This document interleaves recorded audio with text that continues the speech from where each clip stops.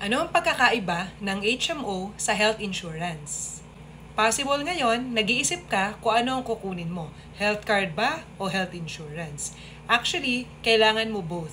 Silang dalawa magkaiba ng purpose, mamaya i-share ko yun sa'yo, pero nagwo-work sila hand in hand.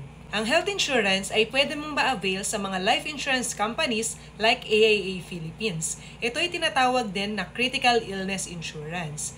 Ito yung ginagamit para makareceive tayo ng lump sum amount from our life insurance plan just in case ma-diagnose tayo ng mga critical illnesses like cancer, stroke, heart attack, to name a few.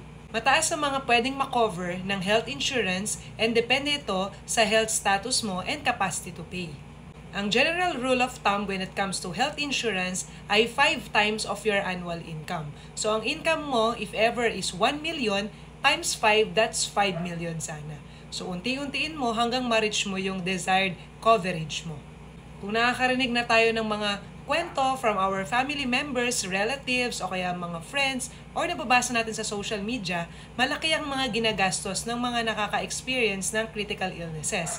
So, dito sa AIA, pwede kang kumuha ng maraming health insurance plans up to a maximum 15 million coverage.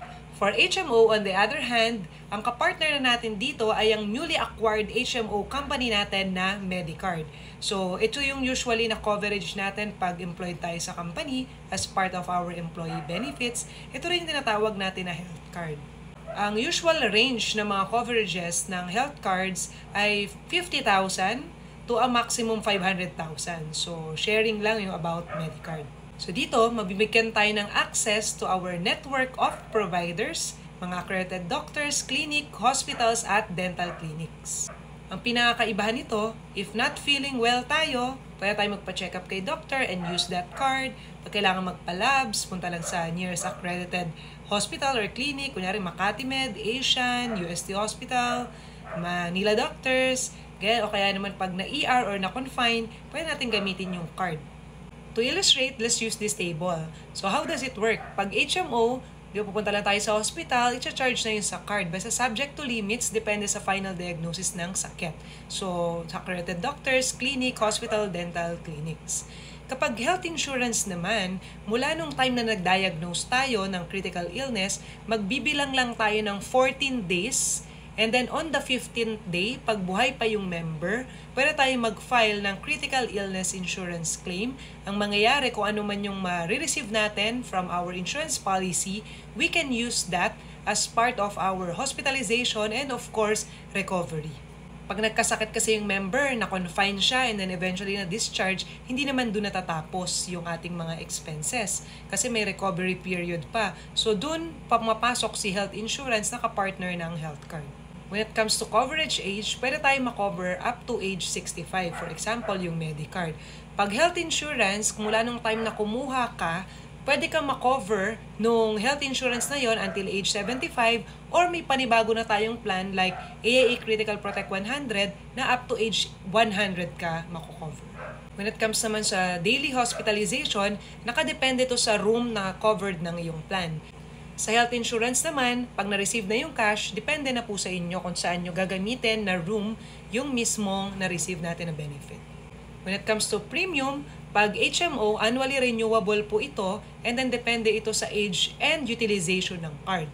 So magsasend po every year yung mga HMO company sa inyo, usually 1 to 2 months bago yung renewal date. So para ma-review mo kung gusto mo pang i-renew yung health card or kung kaya mo pang bayaran. Pag health insurance naman, fix yung binabayaran natin na premium doon sa policy natin. So, ang meaning dito sa HMO, kung annually renewable, so every year ka nagre-renew, doon ka lang din mako-cover. So, pag health insurance, pwedeng 10 years to pay ka lang, 20 years to pay, pero hanggang age 100 ka covered. Or depende kung saan nakuha mong plan until age 75 lang. So that's it. So yun ang pagkakaiba ng HMO at health insurance. Kung hanap mo ay HMO, Medicard po yung pwede.